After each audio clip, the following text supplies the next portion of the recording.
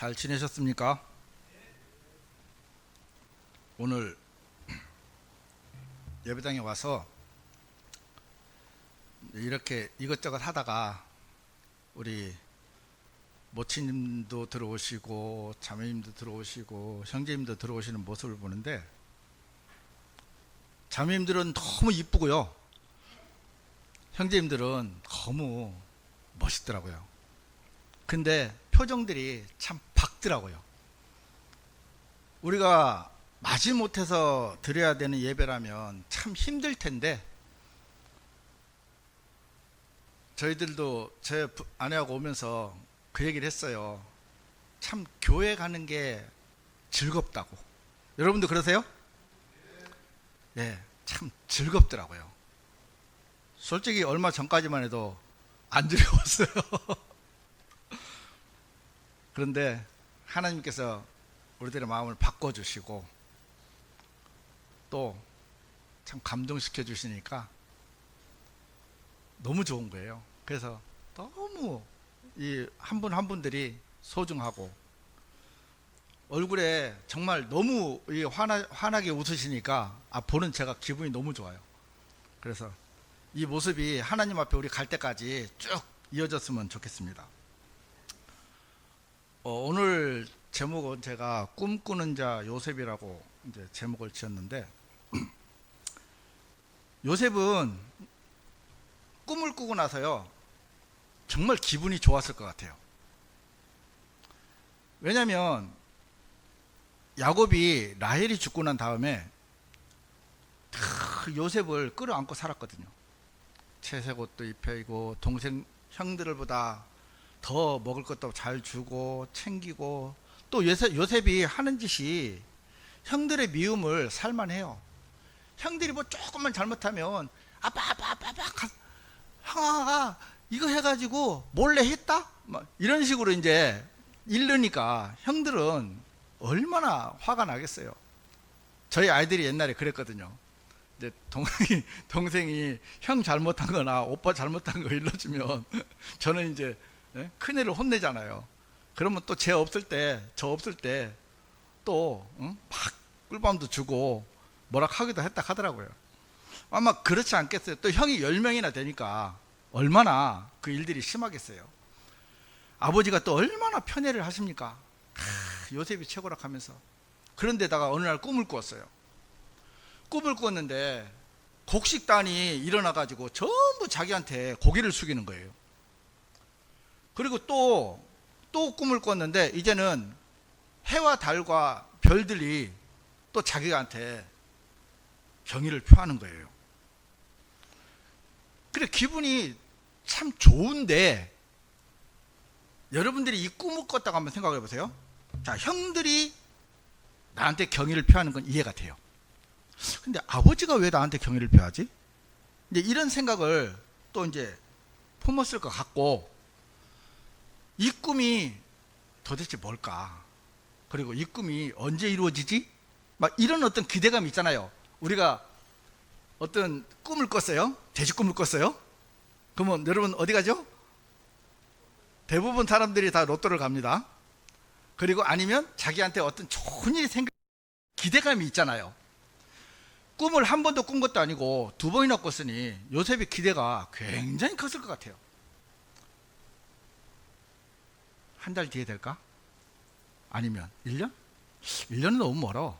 한 석 달? 이제 이런 기대감에서 이제 살다가 이제 부풀죠. 늘 마음이 기쁘죠. 근데 그와 반대로 현실은 형들한테 미움을 받는 거예요. 근데 다행히 형들이 이제 양떼를 먹이려고 셰켐이라는 곳으로 이제 양떼를 몰고 갔는데, 아버지가 불러요. 요셉아, 너 가서 형들 안부 좀 물어와라. 예, 아버지 하고 갔어요. 성경 내용 다 아시죠? 가서 형들에게 구덩이에 빠지고 상인들한테 팔리고, 팔렸는데 파라오의 경비대장 집에 노예로 팔리고, 또 그 아내가 자기랑 동침하다 했는데 도망가니까 누명을 씌워서 감옥에 갔고, 분명 이런 꿈은 내가 형들이나 아버지한테 경의를 받는 꿈이었는데 현실은 이게 너무 안 맞는 거예요. 더군다나 기회가 왔잖아요. 감옥에 있을 때 파라오의 관원들한테 그 음료 관리자와 그 다음 재판 관리자의 꿈을 꿨는데 또 맞춰줬잖아요. 그래가지고 나는 잘못한 게 없으니까 나 좀 꺼내주라 했는데 그 음료 관리자의 기억 속에서 삭제가 돼버렸어요. 누가 삭제했게요? 하나님께서 삭제를 해버렸어요. 요셉의 마음에 꿈을 꿀 때는 좋았는데 꿈을 꾸고 난 이후의 삶이 과연 하나님이 나에게 계신 게 맞나? 이 꿈을 나에게 준 것이 맞나? 우리가 구원을 받은 다음에 너무 좋았죠. 구원을 받고 나서는요 정말 세상 부를 것이 없었어요. 너무너무 좋았어요. 온 세상이 내 거였어요. 근데 시간이 좀 지나가니까 어떻게 됩니까? 이제 현실이 보이잖아요.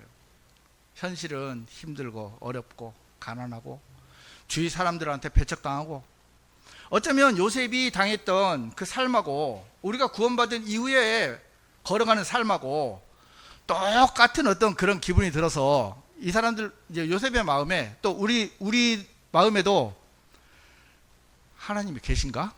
안 계신가? 그러니까 하늘에 계시는 거 말고 우리 중에 계신가 안 계신가? 이 의문을 솔직히 품을 때가 있잖아요. 이스라엘 백성들이 출애굽을 했습니다. 남자 장정만 60만 명이면 대략 추산으로 150만에서 200만 정도 됩니다. 저는 안 믿겨요, 솔직히 말해서. 말씀이니까 믿어요. 홍해가요, 여러분들이 생각하는 만큼 이 호수 이게 아니에요. 우리 그 진양호 있죠? 뭐 그 진양 강, 경호강 이런 데가 아니에요. 어떤 과학자가 그 홍해가 갈라지려면 얼마만큼의 물이 갈라져야 되는 계산을 한번 해봤대요. 6조 리터래요.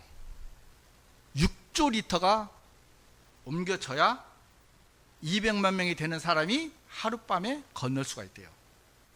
그러니까 몇 킬로가 그러니까 우리처럼 요 예배당에서 예배당까지 이게 벌어진 게 아니고요. 최소한 1km 이상은 벌어져야 되는 거예요.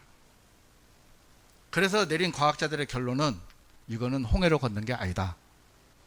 그래서 옆에를 보니까 옆에 요만한 그 있더래요. 건널 만한. 틀림없이 그 실험을 했대요. 근데 실제로 거기가 갈라진대요. 어떻게 갈라지냐면 시속 80km 이상의 강풍이 8시간을 불면, 계속 불면요, 이게 물이 밀린대요.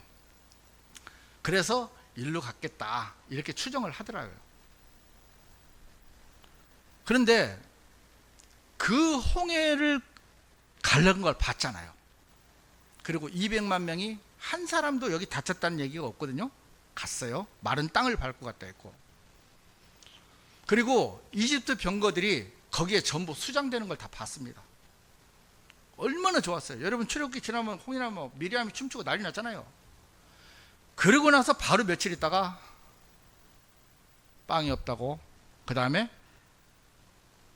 물이 없다고 불평합니다.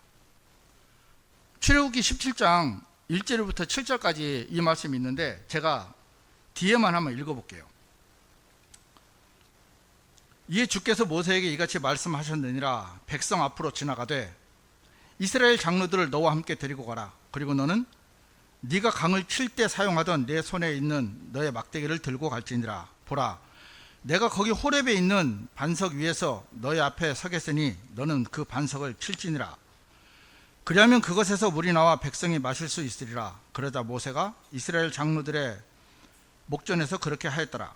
그런즉 그가 그 장소의 이름을 마사와 무리바라 불렀으니 이스라엘 자녀들의 힐책으로 인한 까닭이며 그들이 주를 시험하며 말하기를 주께서 우리 가운데 계신가 안 계신가 한 까닭이라.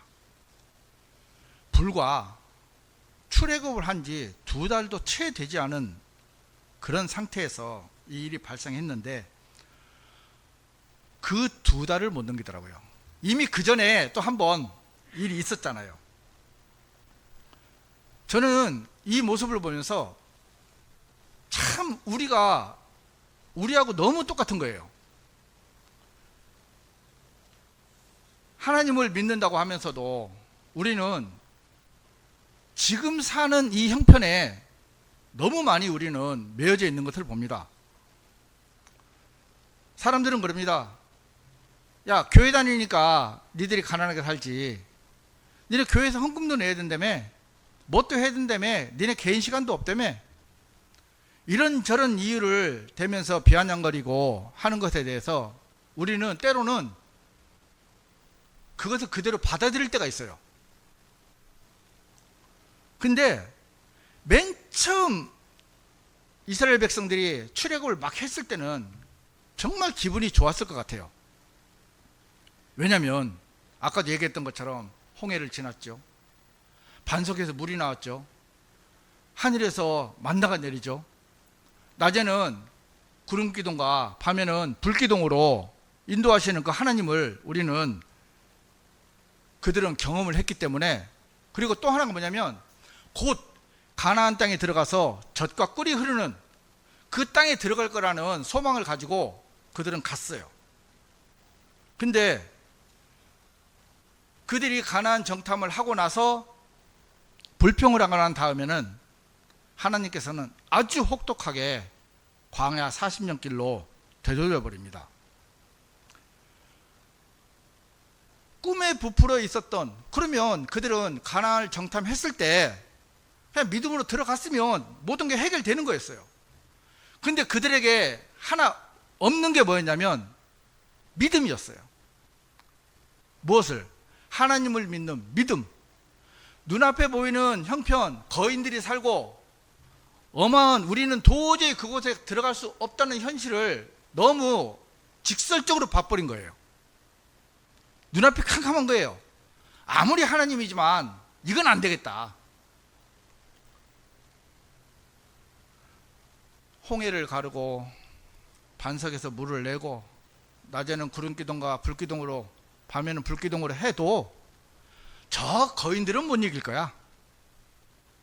이런 마음들이 참 그 마음속에 있어서 불신이 생기니까 하나님께서는 그래, 그래도 한번 가봐, 이게 아니더라고요. 냉정하시더라고요. 바로 돌려버리시더라고요. 요셉이 꿈을 꾸고 난 다음에도 그런 기대가 있었어요. 곧 될 거다. 근데 현실은 정말 그야말로 뺑뺑이 돌렸잖아요. 하나님은 요셉에게 13년이라는 시간 속에 가두어 놓으셨어요. 왜 13년의 세월이 시간 속에 가두어 두셨냐면 요셉을 통해서 구원의 계획은 13년 후에 있었어요. 우리는 성경을 보니까 알지, 성경을 모르고 그 당시에 요셉의 현실에 들어가 보면 정말 막막한 그런 생활이었거든요.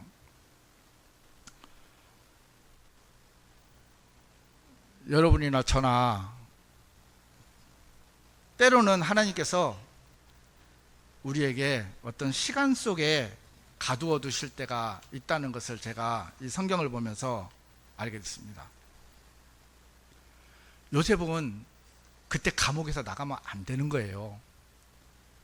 만약에 나갔잖아요.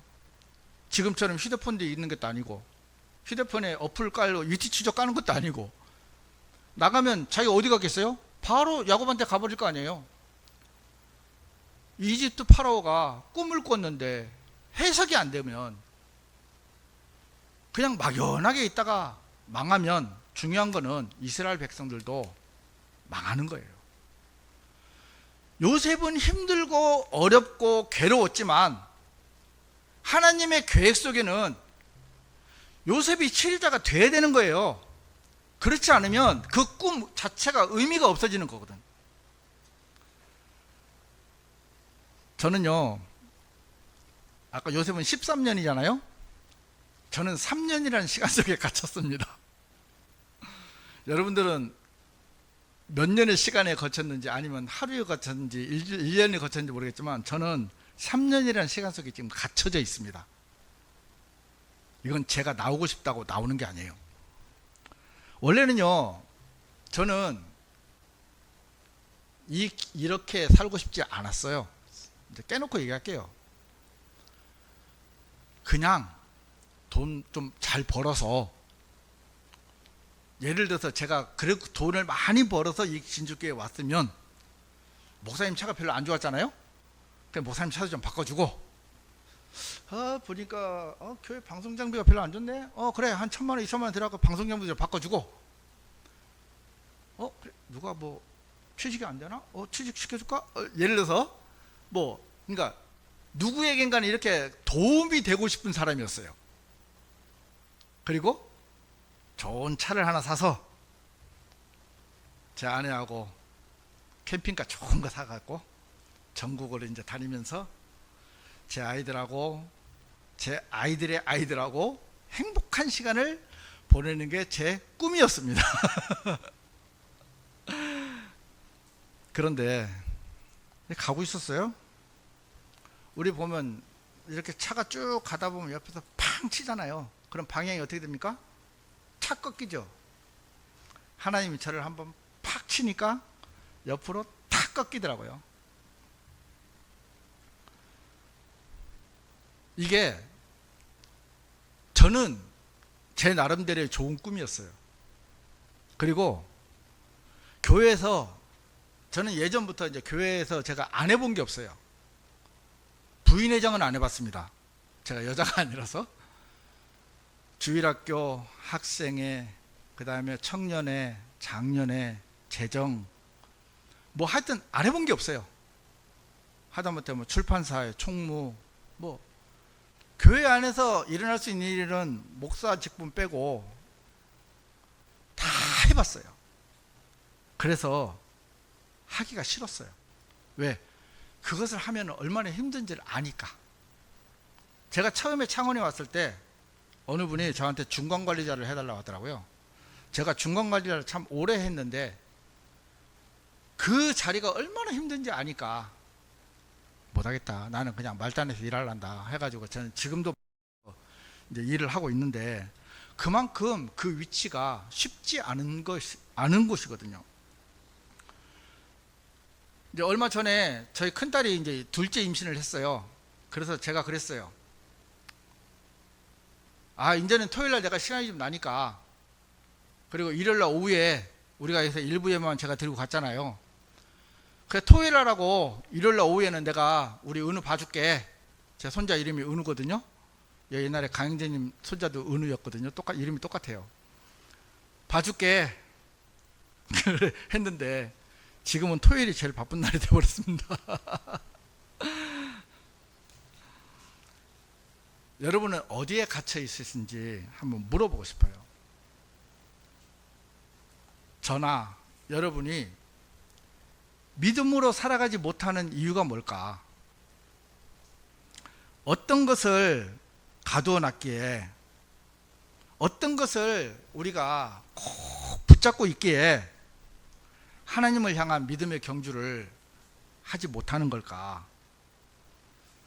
내 자신인가? 아니면 내 자식인가? 아니면 직업인가?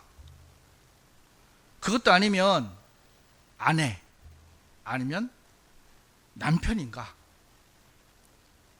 아니면 우리의 마지막 최후의 보루, 우리의 자존심인가? 한 번쯤은 우리가 하나님 앞에 생각을 좀 해봐야 될 것 같습니다. 제가 지난번에도 말씀드렸어요. 이 시대는 믿음으로 살 필요가 없어요.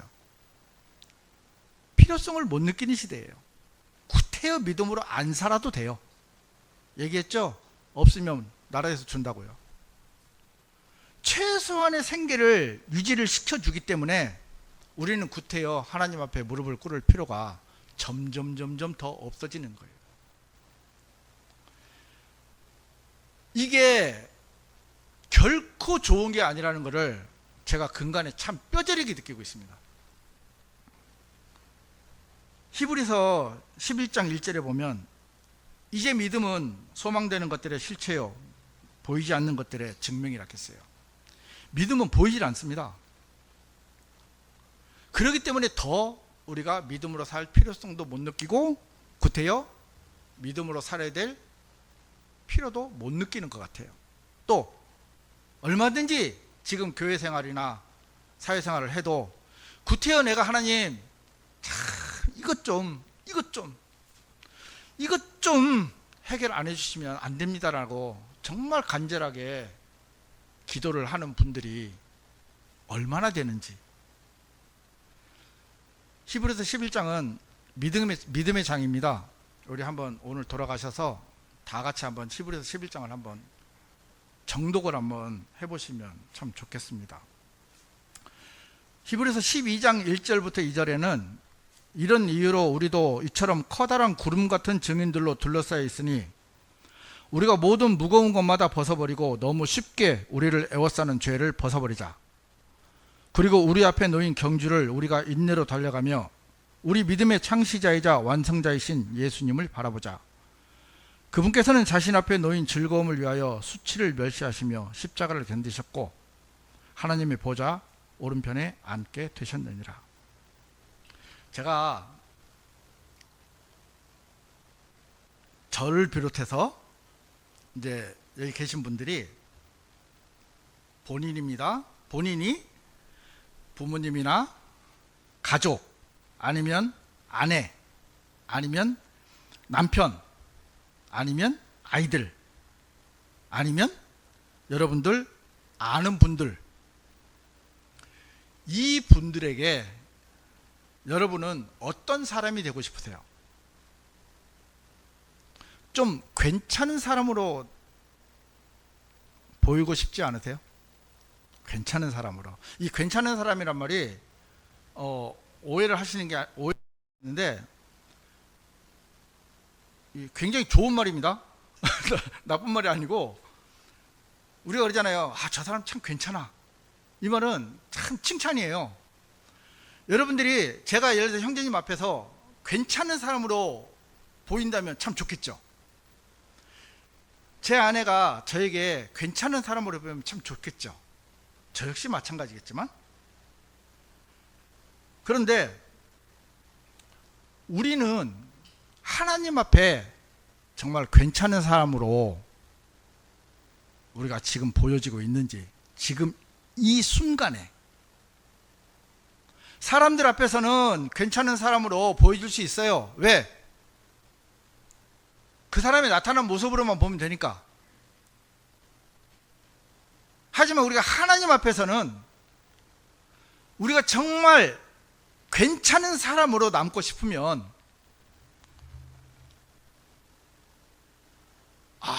내가 그 생각을 하다 보니까 아찔한 거예요.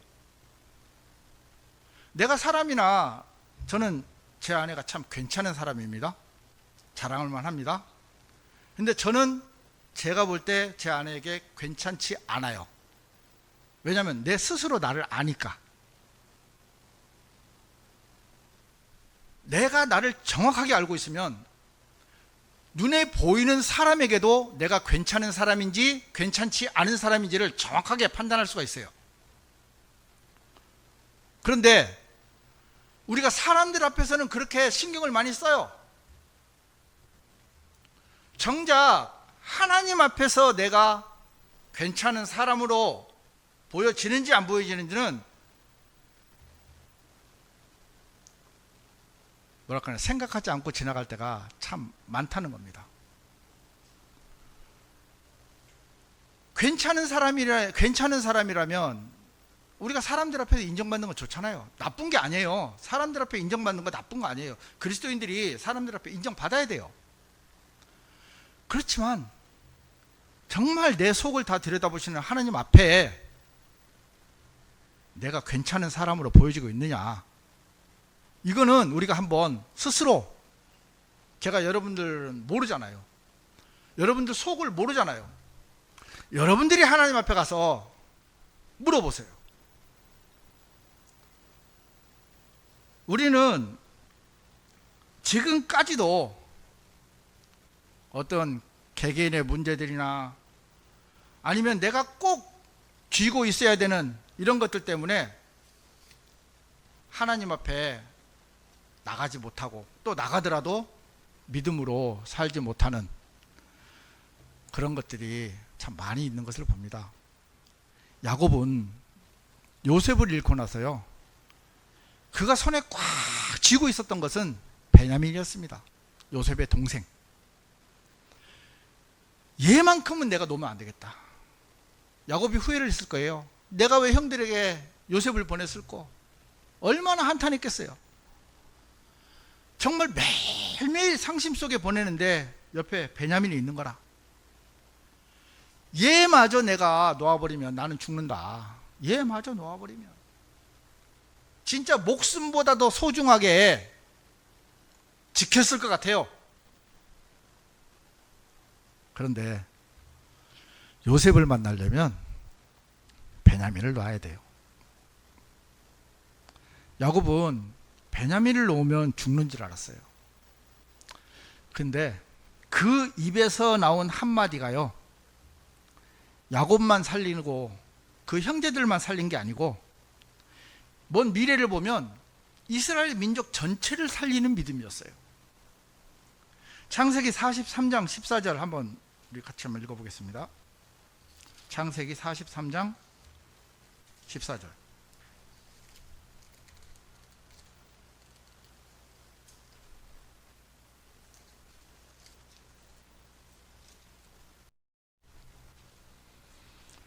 그런즉 전능하신 하나님께서 그 남자 앞에서 너희에게 자비를 베푸시어 그로 하여금 너희의 다른 형제와 베냐민을 보내주도록 해주시기를 바라노라.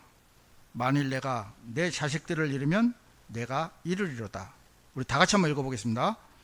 그런즉 전능하신 하나님께서 그 남자 앞에서 너희에게 자비를 베푸시어 그로 하여금 너희의 다른 형제와 베냐민을 보내주도록 해주시기를 바라노라. 만일 내가 내 자식들을 잃으면 내가 이르리로다. 참 인간적으로 볼 때는 안쓰럽잖아요. 근데 하나님 편에서 보면요, 참 괜찮은 사람이에요. 이 말이 이해가 되세요? 하나님께서 야곱을 볼 때는 그전에는 괜찮지 않았어요. 그런데 이 고백이 야곱의 입에서 나오니까 하나님 편에서 야곱을 볼 때 너무 괜찮은 거예요. 하나님은요, 참 무서운 분이거든요. 우리 갈라디아서 6장 7절에서 9절까지 한번 읽어보겠습니다.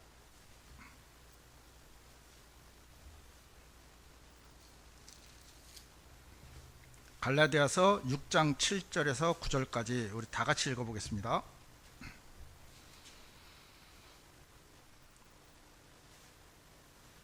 속지 말라. 하나님께서는 농락당하지 아니하시느니라. 이는 사람이 무엇을 뿌리든지 그가 그것 또한 거둘 것이기 때문이라. 이는 자신의 육신에 뿌리는 자는 육신으로부터 썩는 것을 거두기 때문이라. 그러나 성령께 뿌리는 자는 성령께로부터 영원한 생명을 거두리라. 그런즉 우리가 잘 행하는 가운데 지치지 말자. 만일 우리가 기진하지 아니하면 적합한 시기에 우리가 거둘 것이기 때문이라. 아멘. 자주 읽고 많이 들었던 말씀입니다. 여기에 세 가지 포인트가 있습니다. 첫 번째는 하나님께서는 농락당하지 않으신다는 겁니다. 우리는 사람들을 얼마든지 속일 수 있습니다. 하나님께서는 속지 않아요.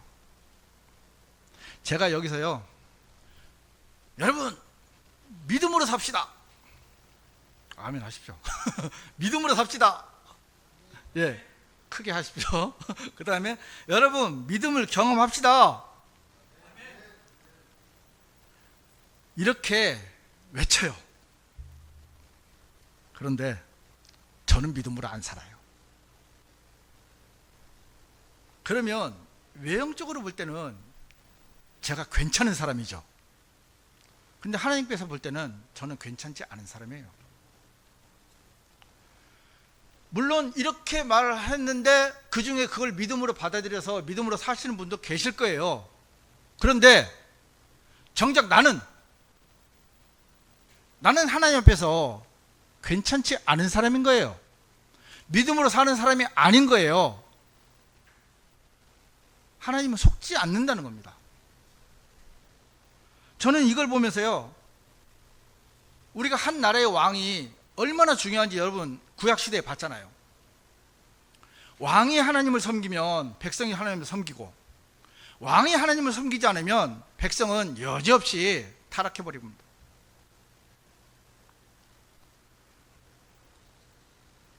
우리는요, 여기 계신 분들은요, 한 가정의 가장이고요, 가족의 수장입니다. 또 돕는 배필입니다. 여러분들이 하나님과의 관계가 어떠냐에 따라서 그 가정과 그 가족이 달라져요. 자, 만약에 제 손자가 소중합니다. 정말 귀해요. 그런데 내가 만약에 이 아이가 너무 소중해서 이 아이 보는 데만 온 마음을 쏟으면, 그리고 예배 그냥 와서 잠깐 봤다가 가버리고 해버리면, 과연 하나님께서 그 아이에게 축복을 내려주실 수 있을까요? 제가 그 아이를 좀 못 돌보더라도 인간적으로는 미안합니다. 솔직히 말해서 미안해요. 또 금전적인 도움도 못 돼요. 미안한 마음이 있어요. 그런데 내가 하나님 앞에 경배드리는 것을 무시하고 믿음으로 살아가는 부분에 대해서 내가 무시하면서 이 아이에게 잘해준들, 그게 이 아이한테 무슨 유익이 있겠냐고. 여러분들 가족 탓하지 마세요. 남편 탓하지 마시고 부인 탓하지 마세요.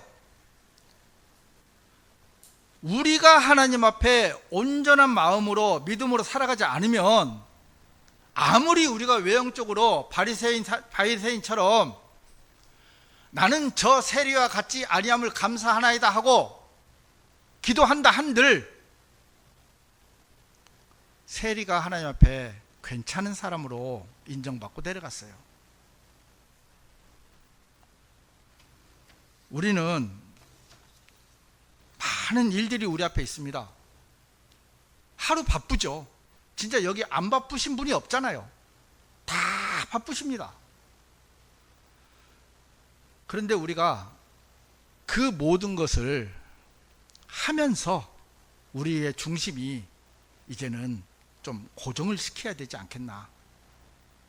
푯대를 좀, 우리가 말뚝밖에 한다고 하잖아요. 말뚝을 좀 박아야 되지 않겠나. 그런 생각이 참 들었습니다. 두 번째는 어디에 뿌려지느냐에 따라 거두는 것이 달라집니다. 아까 거랑 조금 연관이 되겠지만, 저도 제 아내하고 제 자식들하고 그 자식들의 자식들, 저도 숫자가 좀 많습니다. 그 아이들이 잘 되기 위해서 내가 무엇을 해야 되는지를 성경은 가르쳐주고 계시더라고요.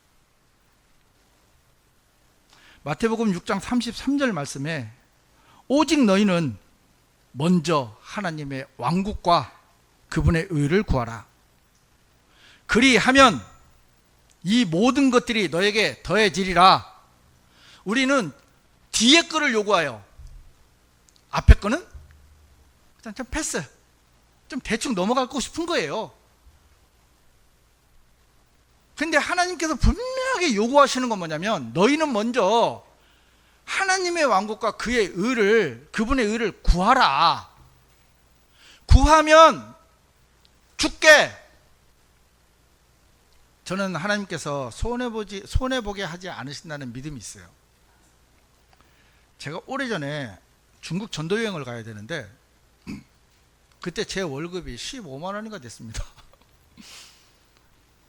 중국 여행에 필요한 돈이 한 45만 원인가 50만 원 정도 됐어요. 한 10박 12일 정도 갔으니까. 그 당시는 좀 쌌어요.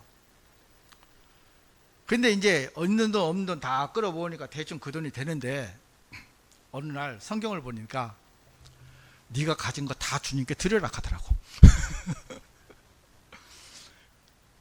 기간이 한 일주일도 안 남았어요. 그래? 근데 못 가면 내가 이 말씀을 믿었는데 못 가면 이건 뭐 내가 믿음이 없거나 하나님 장관 아니냐 하면서 그 돈을 다 헌금해 버렸어요. 희한한 거는 하루 전에 그 물질이 딱 맞춰지더라고요. 중국 여행을 가고 안 가고가 문제가 아니었어요. 내가 하나님을 경험할 수 있었느냐 없었느냐. 하나님께서는요 먼저 요구하세요. 먼저. 자, 내가 이거 너 줄게, 10억 줄게, 아니면 1억 줄게, 11조 갖고 와, 아니면 뭐 절반 뚝 떼서 갖고 와, 이게 아니고요. 먼저 하나님의 왕국과 그분의 의를 구해. 그러면 내가 참새를 돌보시는 하나님께서, 저는 그 말씀 참 좋아요. 들에 핀 백합화를 봐라. 솔로몬의 모든 영광보다 더 입혀진 게 그 들꽃 하나인데 하물며 너희일까 보냐. 우리가 좀 때로는 믿음으로 산다는 게요 힘들어요. 고통스러워요. 믿음의 선진들의 삶을 그려보면 순탄하게 간 사람은 이삭 한 명? 이삭은 전쟁도 없었고 참 평탄하게 간 사람 중에 하나지만 거의 대부분은 고난과 환난과 역경과, 사도 바울은 돌에 맞아 죽었잖아요. 그렇게 하나님께서는 요구하세요. 뭐를? 내놔. 네가 손에 쥐고 있는 거 내놔. 제가 장담 한번 할게요. 저나 여러분들이 어떤 것을 쥐고 있는지 저는 모릅니다. 근데요 제가 분명히 장담하건대 끝까지 하나님은 그걸 놓게 하실 거예요. 놓지 않으면요 정말 고통스러워요. 노니까 편하더라고요. 노니까 참 편하더라고요. 내가 그 전에 내 계획대로 내가 가고 싶은 길로 가고자 했을 때는 참 힘들고 고통스러웠는데 하나님이 옆에 한번 팡 치니까요 방향이 딱 바뀌는 거예요. 그런데요 몸은 정말 힘들어요. 솔직히 지금 힘들어요. 근데 마음은 참 평안해요. 마음의 평안이 진정한 평안이라는 것을 근간에 제가 참 경험을 합니다. 여러분, 야곱이 베냐민을 놓지 않아야 살아갈 수 있다고 생각했던 것처럼 우리는 우리만의 어떤 것 베냐민을 손에 쥐고 하나님 이것만큼은, 하나님 이것만은 안 돼요. 우리가 저 경매하는 그 경매가 아니라 그 딱지 붙이러 들어오는 사람 보면은 막 빨간 딱지 붙이고 이것만은 안 돼요, 이것만은 안 돼요 하는 것처럼 우리가 하나님 앞에 나갈 때 하나님 너 그거 내려놔 하면 하나님 이것만 좀 알으시면 안 돼. 여러분 그게 자식입니까? 아니면 그게 돈입니까? 아니면 그게 그렇다 해서 여러분들한테 저희가 하나님이 큰 걸 요구하는 게 아니에요. 내 마음이 바뀌길 원하는 거예요. 내 마음이 회개하길 원하는 거예요. 하나님을 향해 올바른 마음을 갖지 못했던 내 마음, 이 마음을 오늘 주님은 주님 앞으로 되돌아오기를 바라는 겁니다. 그 보물들을 내려놨을 때 하나님께서는 야곱이 요셉을 만나는 것처럼 우리를 만나주시더라고요. 세 번째로 9절에 그런즉 우리는 잘 행하는 가운데 지치지 말자. 만일 우리가 기진하지 아니하면 적합한 시기에 우리가 거둘 것이기 때문이라.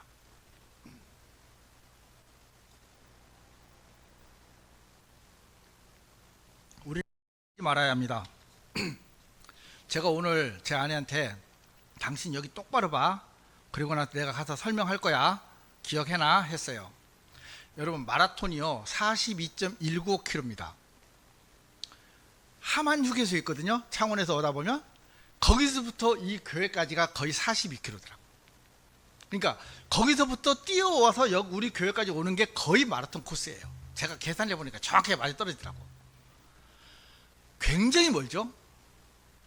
자, 우리가 믿음의 경주를 합니다. 달려갑니다. 잘 달려가고 있습니다. 여기에 이제 결승선 테이프가 있습니다. 자, 하나님하고 예수님하고 잡고 있어요. 조금만 더, 조금만. 근데 소영재님 앞에 와서 에이씨 안 해. 나 안 가. 하나님이 계신가 안 계신가? 결승점이 바로 앞에요. 100m도 안 넘었고 10m도 안 넘었어요. 요것만 넘으면 돼. 이것만 넘으면 되는데 우리가 신앙생활 하면서 느끼는 게 거의 대부분 못 넘고 넘어지고 그리고 뭐라 그래요? 성경이 사실이야? 조금만 더 들어오고 여기서 그러잖아요. 지치지 말자. 우리가 기진하지 아니하면 적합한 시기에 우리가 거둘 거라 했죠. 적합한 시기가 뭐냐면 완벽한 하나님의 계획의 시기입니다. 요셉이 꿈을 꾸고 난 다음에 13년이라는 마라톤을 해야 돼요. 그 마라톤을 하는데 만약에 한 달을 남겨두고 감옥에서 나와버렸으면 그 계획이 틀어지잖아요. 하나님은 그 시기를 완벽하게 맞추고 계시는 거예요. 요셉이 이집트 총리가 되는 시기하고 또 야곱이 베냐민을 놓는 시기 정확하잖아요. 예수님께서 십자가에 못 박혀서 돌아가시는 그 시기, 또 사울이 다마스쿠스로 가다가 예수님을 만난 그 시기. 진짜 중요한 거는 우리가 쥐고 있는 이것을 하나님 앞에 내려놓는 시기. 이 시기야말로 우리가 하나님을 만날 수 있는 가장 완벽한 계획이 완성되는 시기입니다. 우리는요 어차피 한 배를 탔어요. 망망대해에 떠 있는 작은 배 하나. 여러분이 세상으로 돌아가고 싶어도요 못 돌아갑니다. 이 육지에서 우리 여기서 뭐 가면은 되지만 우리는 망망대해 태평양 한가운데 있는 작은 돛담배라고 생각하시면 돼요. 거기서 내려가면 끝입니다. 좋든지 싫든지 이 자매님이 싫든지 밉든지 이 형제님이 원망스럽든지 간에 우리는 이 안에서 찢고 뽑고 싸우고 이 안에서 해결해야 돼. 나 안 해. 나 갈 거야. 가. 여러분 그러지 마세요.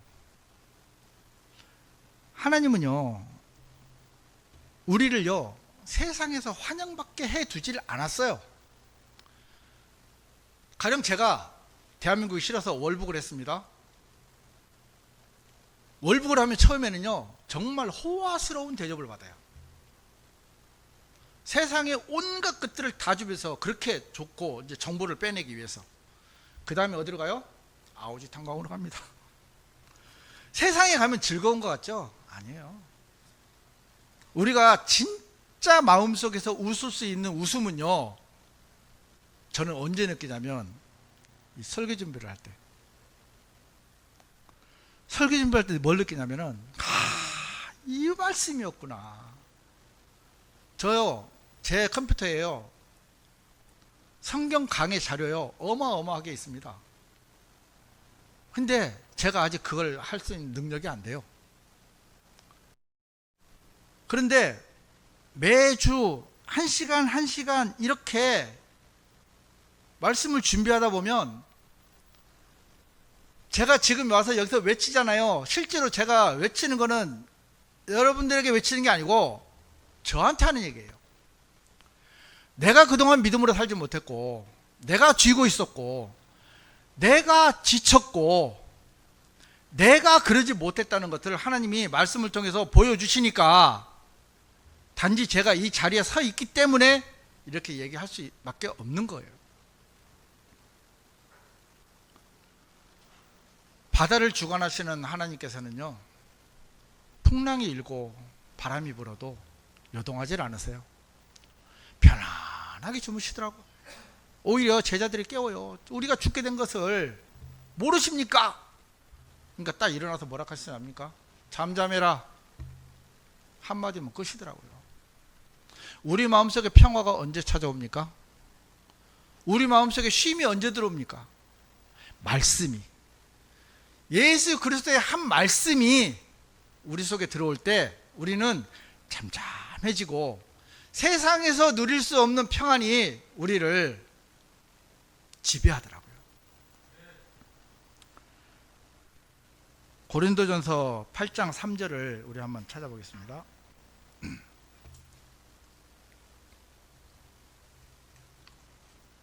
다 같이 한번 읽어보겠습니다. 한 절입니다. 8장 3절. 고린도전서 8장 3절. 그러나 만일 어떤 사람이 하나님을 사랑한다면 바로 그 사람은 그분께 알려진 것이라. 말씀 참 좋죠. 여러분, 하나님이 우리를 알아봐 주신대요. 알려진대요. 우리가 세상 사람들은요, 자기를 알리려고요, 온갖 방법을 다 동원합니다. 근데 우리는 이미 하나님에게 알려져 있대요. 왜? 우리가 하나님을 사랑한다면. 아멘 되세요? 예. 제가 마지막에 우스갯소리 하나 하려고 준비를 했어요. 좀 길어요. 잘 들어보세요. 어느 시어머니하고 며느리가 카톡을 주고받았어요. 이 카톡 내용을 제가 읽어드릴 테니까 이해를 못 하시는 분은 나중에 저 말씀 끄트머리만 쭉 끄트머리만 들어보시면 됩니다. 며느리가 보냅니다. 아버님, 어머님 보세요. 이제 추석을 앞두고, 이제 우리 얼마 안 남았죠, 추석? 우리는 당신들의 기쁨조가 아닙니다. 나이 들면 외로워야 맞죠. 그리고 그 외로움을 견딜 줄 아는 사람이 성숙한 사람이고요. 자식, 손자, 며느리에게서 인생의 위안이나 기쁨이나 안전을 구하지 마시고 외로움은 친구들이랑 달래시거나 취미생활로 달래세요. 죽을 땐 다 혼자입니다. 그 나이에 외로움을 품을 줄 아는 사람이 사람다운 사람이고, 나이 들어서 젊은이같이 살려 하는 게 어리석은 겁니다.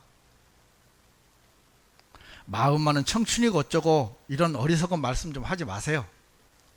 나이 들어서 마음이 청춘이면 주책바가지인 겁니다. 늙으면 말도 조심하고 정신이 쇠퇴해 판단력도 줄어드니 남의 일에 훈수 두는 것도 삼가야 하고, 세상이 바뀌니 내 가진 지식으로 남들보다, 특히 젊은 사람보다 많이 알고 대접받아야 한다는 편견도 버려야 합니다.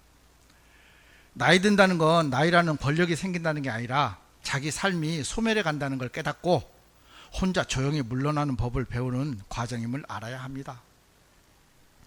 그리고 전화를 몇 개월에 한 번을 하든 1년에 한 번을 하든 아니면 영영 하지 않아도 그것이 뭐가 그래 중요하시나요? 그것 가지고 애들 아빠 그만 좀 괴롭히세요. 마지막으로 이번 추석에 아이들 데리고 몰디브로 여행 가니까 내려가지 못, 그렇게 하시고 10만 원 어머니 통장으로 입금해 놨으니 찾아 쓰세요. 이제 그 카톡을 받은 시어머니가 이제 며느리한테 답장을 보냅니다.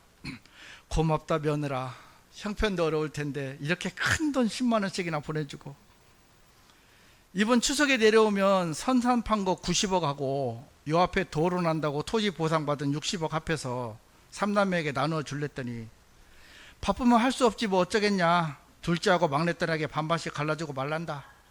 내가 살면 얼마나 더 살겠니? 여행이나 잘 다녀와라. 재산은 이 애미가 모시마. 며느리가 이 내용을 보고 답장을 합니다. 헉! 어머니, 친정 부모님한테 보낸 메시지가 잘못 갔네요. 친정에는 몰디브 간다 하고 연휴 내내 시댁에 있으려고 했거든요. 헤헤헤. 어머니 좋아하시는 육포 잔뜩 사서 내려갈게요. 항상 딸처럼 아껴주셔서 감사해요. 추신, 오늘은 어머니께 엄마라고 부르고 싶네요. 엄마 사랑해요. 시어머니가 답장을 합니다. 사랑하는 며느라, 엄마라고 불러줘서 고마운데 이걸 어떻게 하면 좋니? 내가 눈이 나빠서 10,000원을 쓴다는 게 억울로 썼네. 선산 판 거 60만 원, 보상받은 거 30만 원 해서 제사 모시려고 장 봐놨다. 얼른 와서 제수 만들어다오. 사랑하는 딸아, 난 너뿐이다.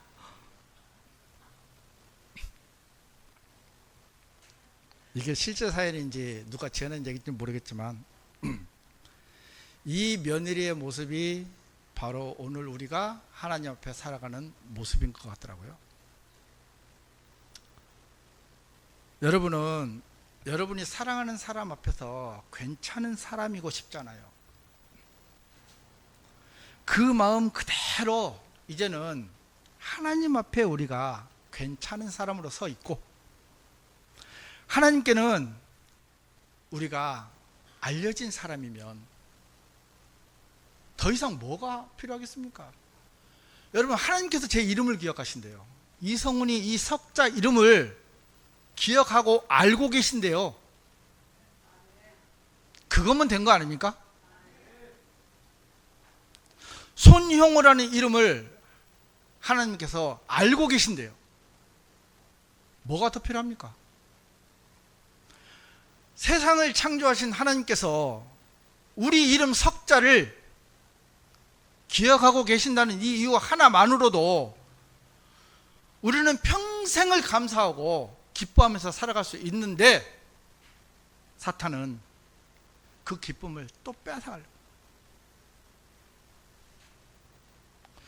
요셉은 꿈을 꾸고 난 다음에 하나님께 알려진 사람이 되었고, 하나님께서는 그 꿈을 이루기 위해서 요셉을 이끌어 가셨습니다.